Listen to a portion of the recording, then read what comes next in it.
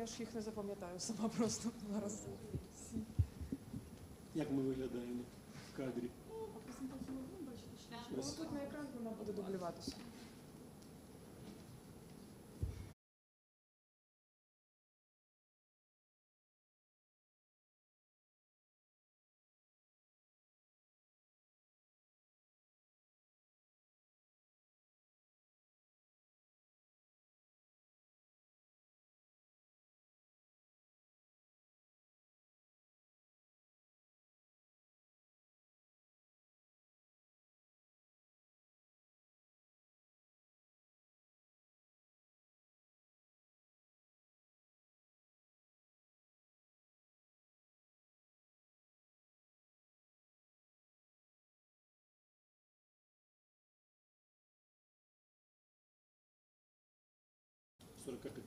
Я думаю, що так і буде.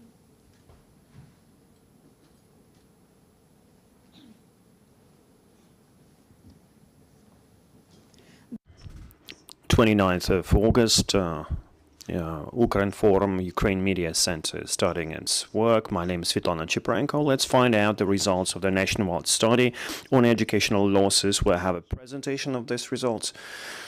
And we have Ruslan Gurak, head of the State Education and Quality Service of Ukraine, and Olena Zaplotynska, head of the Access to School Education Initiative, SURGE project, or SURGE. So, what's necessary to do such a study and what were the prerequisites? Hello, greetings, my friends, and thank you for the possibility to present the results of the study. And speaking about the necessity to do such monitoring tests, the State Educational Service of Ukraine, it's their job to do such monitoring tests to find out what's happening in the educational domain.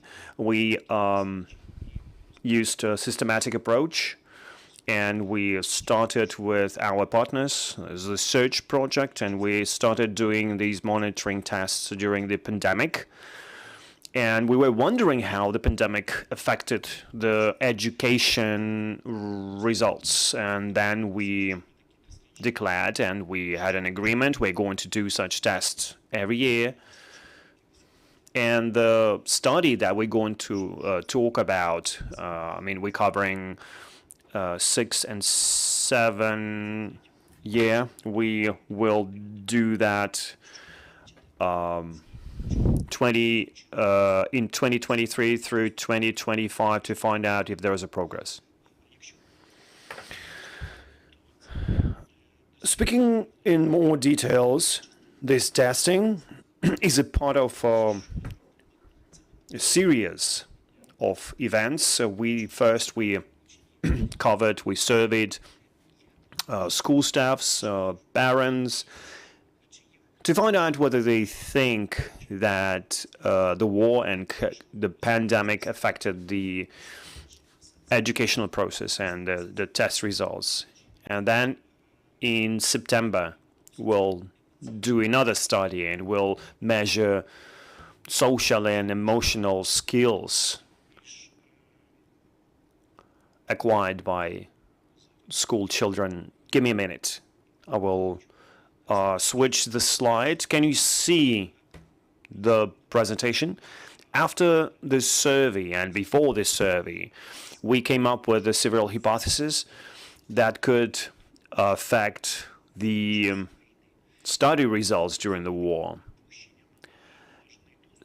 It was a limited access to the educational process, the worsening of the mental state, the loss of motivation,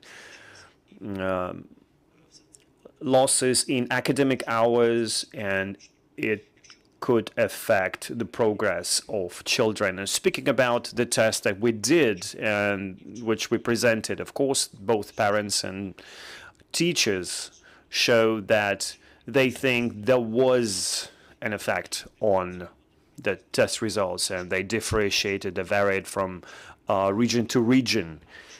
But our study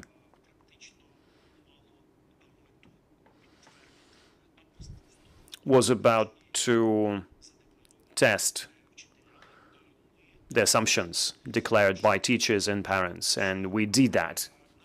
How we did it? Our experts, together with the search team members, designed tests, and experts had a good job on them, and they were QA'd so that they can comply with all of the requirements to the standardized test. And together with the Educational Analytics Institutes, we did resultative sampling, including 280 schools of the representation requirements, where it should include both villages and cities, both remote and offline education. School children that study online outside of Ukraine were included, and also school children that are DPOs, IDPs.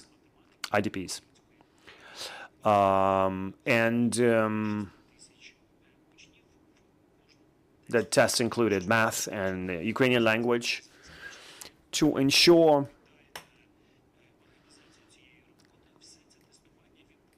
high-quality testing, we did it within schools.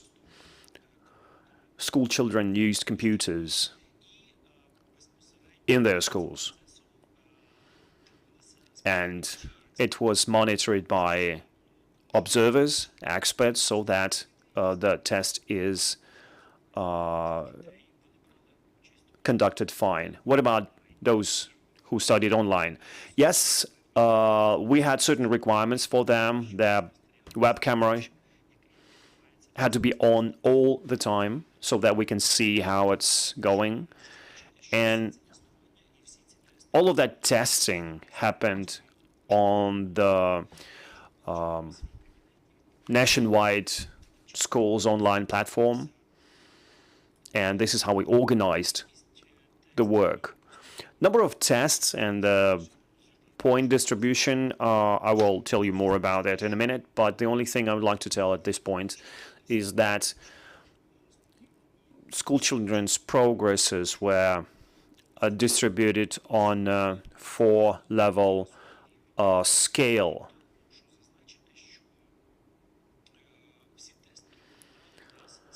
Low, below average, above average, good.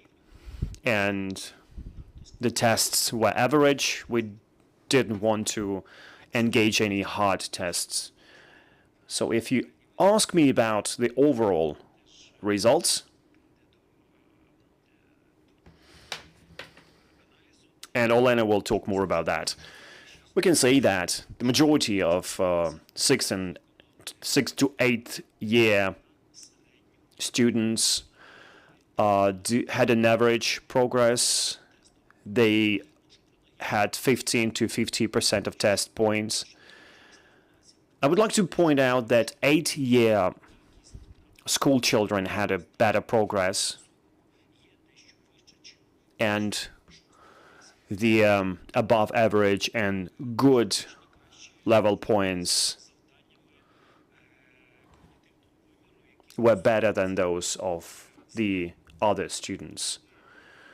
We tested their cognitive level as well, and when they had to demonstrate their common sense, thinking, their progress was a bit worse. And of course,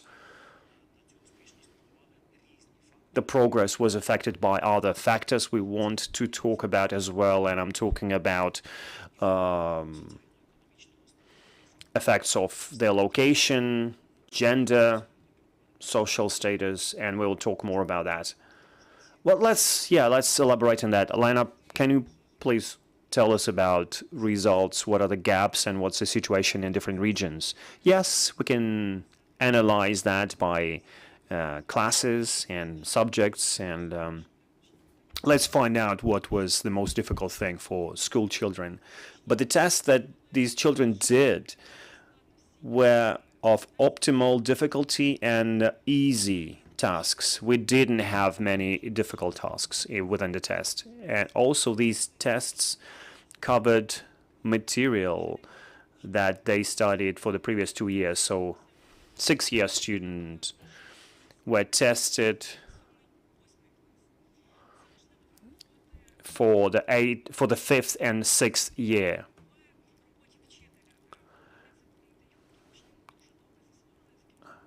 And this was the material that they missed, and they should focus on that based on the test. And this is the diagram. So mostly we have a hit on the medium level. They could gain more than a half of the points that they were supposed to get for a test. And also there are 7% of children, they had a basic level. They only could do a couple of tests, couple of tasks.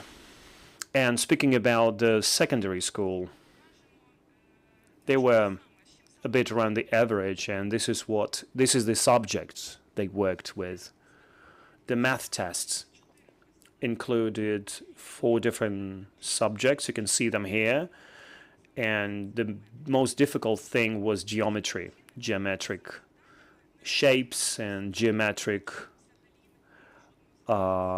numbers, and they didn't do a good job. Only a small percentage could complete all the tests. And in 6th year, geometry,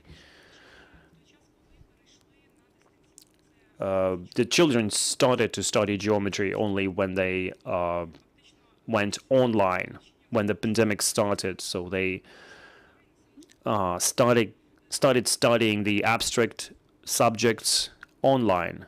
This is why the result was so poor. 8th year school children, you can see the results on the screen. This is mathematics on the left and Ukrainian language on the right. Yes, they most of them are around average, but at least we have more percentage of children that reached the above average and high level. And it's mostly affected by the test itself more than their achievements.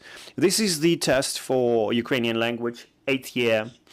These are the different subtopics of the subject. That's what they learn in this 8th year. And these subjects, they did a poor job on some of them, and the results are pretty unstable. So these are the results. Their achievements is not something they can rely on when they change the year. And now these people, they leveled up to the 9th year. And this is something that has to be considered for the 9-year students. The tasks were designed so as to consider 3 different cognitive levels: knowledge, application, and common sense. And they do a better job with knowledge, like they can recall something or they can manipulate numbers, mostly simple tasks. When they need to use common sense or cognitive process or applying knowledge in a specific situation, they don't do such a good job with that. And these are the tasks that they didn't do a good job with that. They had a pizza box and they wanted to find the area of the surface. If the pizza is 17 centimeters in diameter, it's pretty simple tasks. Only small number of children completed the test. They had to model, they had to apply their knowledge in specific situations. So it was pretty difficult for them. Ukrainian language. For 6-year school children, they had to use their competencies in reading. I mean, to read and understand what they read. And it was a pretty difficult task for 6-year students. They had to read the texts and understand the point of the text. Only 11% of school children completed the test. And this is something to reflect upon. The same situation with the 8th year. Like in mathematics, they had to recognize geometric shapes. Pretty easy tasks. Some school children completed these tasks, but when they had to use analysis or common sense, it was more difficult for them. You can see an example here. They had to model speed of movement against the flow of a river.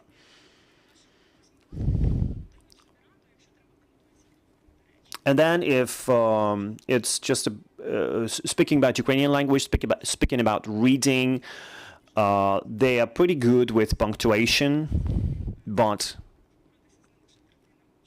only 1/3 completed the test successfully. And when they 1/3 understood the point of the text. Factors that affected the success of the test. You can see the distribution by gender. School children filled out the questionnaire, and we could find out what were the factors behind these results. So, can you elaborate on that, please? Yes, we can see that there are different characteristics that affect the test results, but our tests have shown that the factors, this is what we tested the first. That was gender, and we can see that gender doesn't really affect 6-year school children. However, in 6th and amongst 6th and 8th year schoolgirls showed better results than boys. The second thing that I would like to focus on, the results in Central and Eastern Ukraine for mathematics and Ukrainian language. The children did a better job than their peers in other regions. Those children that lived abroad and did the test online, they had better results than their peers that started in Ukraine. More than that, we also analyzed additional factors that affect the educational processes. Well, we have more surveys of that, different monitoring tests that were done by the Ukrainian Educational Center that showed that wherever educational environment is better, children did better job doing the tests. Answers of our participants show that wherever children had a separate room for studying, where they had separate computers they could work on, these children had better progress. Besides, children claim that wherever parents care about their results, where they help children do their homework, they had better results. And speaking about homework, there's an interesting trend here. We have different discussions about whether they need homework or how many hours they should dedicate to homework. In our test and in our survey, we could see that children that always do homework at home, they also do better with tests, show better results. So factors we're talking about here, we will definitely show them in the complete form, and we will publish the full text of our research. It's pretty big, but interesting, and I think experts will find it interesting interpreting the results. Today, we will just publish a small overview of the results where our partners can look it up. Why we're doing this in the first place? And this is a good question. Why we should focus on that before the academic year begins. COVID, war affect Ukrainian education very much, and they affect our school children's results. 6-year school children are less resilient to these challenges, and I think they show less progress than their than children of the 8th year. This is probably why probably happens because the pandemic started when they were in the 4th grade or in primary school, and this is why they had better progress. And the third thing, we want to do that, and we did that because teachers who will start working in the new academic year, we want them to focus, to see the results. And we want them to consider their test results and see what they need to focus on. I mean, the material for the previous year, what they need to enforce, because we don't want our children to find themselves in this educational gap or trap. And Olena will talk about the diagnostic tools, and we're inviting all of the experts to analyze the subjects and test results so that we can quickly correct the methodology behind different subjects, because we can see the trend when the same subject has different progress with children. Because so we need to change our approach to at least mathematics and Ukrainian language. How can you do that? What are the tools to make it happen, to fill in the gaps? We talked about tools that we use to complete that monitoring test, and any teacher can do that. In order to fill in the gaps, we need to go through a certain sequence. We need to understand what we need to focus on. For teachers, we have diagnostic tools on the official platform. Any teacher can use that, any parent can use that, and these tests are available for any subject for 5th, 7th, and 9th year. Number 2, the system, the official educational system, generates a detailed report that shows what you need to focus on collectively, individually for every child. And then the teacher creates a plan, focuses on the gaps, and then he can run the test a second time and see if there was any progress and find out if there's a work to do. So this is a available tool for every teacher and a parent. Do I understand you correctly that this test is focused on specific schools in order to fill the gaps locally? Because I think you raised a serious question school children don't have analytical thinking. They memorize material very well, but they can't work with it. They can't apply it. And I think the problem is there for the last 20 years. Some teachers try to teach kids analytical thinking, and some just go with the flow. Maybe we need to change the educational process, the educational program, the curriculum. That's a very good question.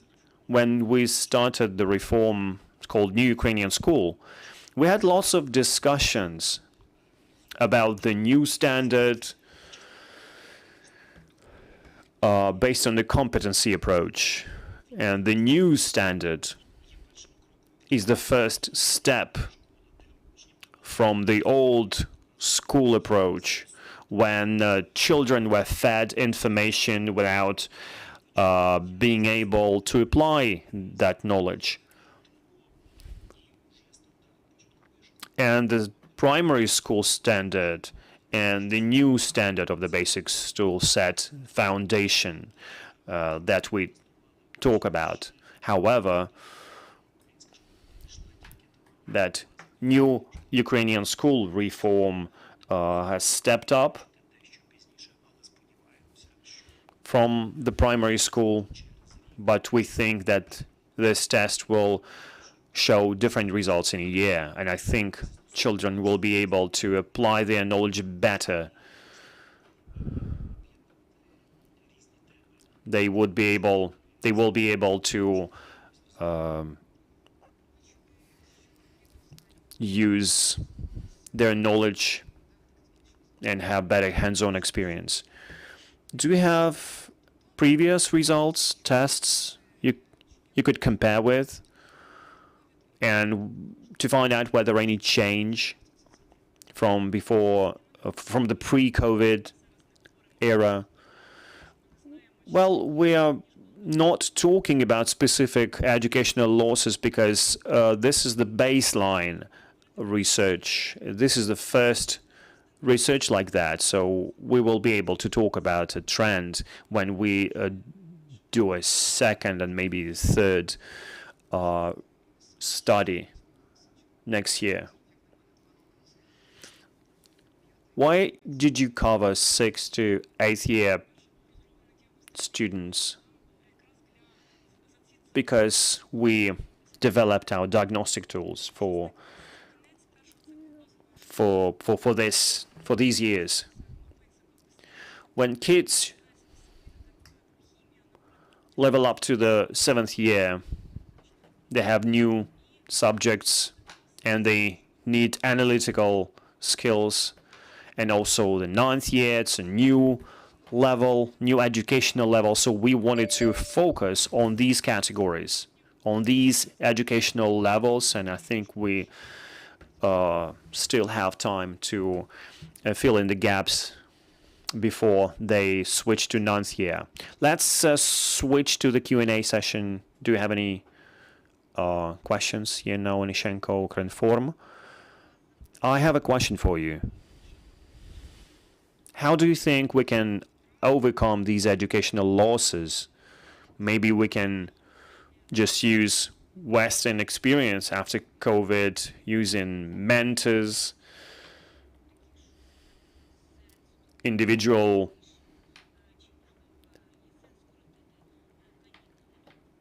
mentors, maybe having shorter vacations, or maybe you have your own ideas.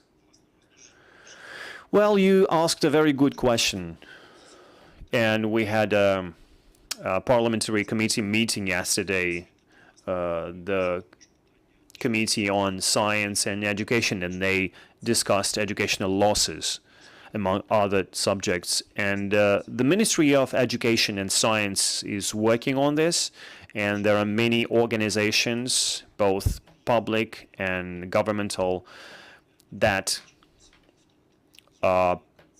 propose different models. The only concept that could resolve the problem doesn't exist. This is why we need a synergy of different efforts to understand what steps should be the first to fix and regain education losses, and to make sure that children are more comfortable with overcoming these problems. This is why we focus on those who work with children directly, teachers. We are providing them with a tool that they can use to measure gaps and problem topics, subjects, to support children with these gaps. Speaking about the national level, again, yesterday on the committee meeting, they discussed this potential strategy. Let's wait for the results, and then we can have specific topics to discuss. Any more questions? I have a few questions, and we did a study, and we found out that our secondary education is not that good, especially in natural sciences. So what is... And one question is, can you compare the results? And also the final state examination, is it good enough to measure children's knowledge throughout Ukraine and in specific regions? Well, we can't compare these tests, PISA and this one. Well, this is mathematics, but we have different age categories and different tools. As far as I know, that the PISA results was the PISA test was completed, and the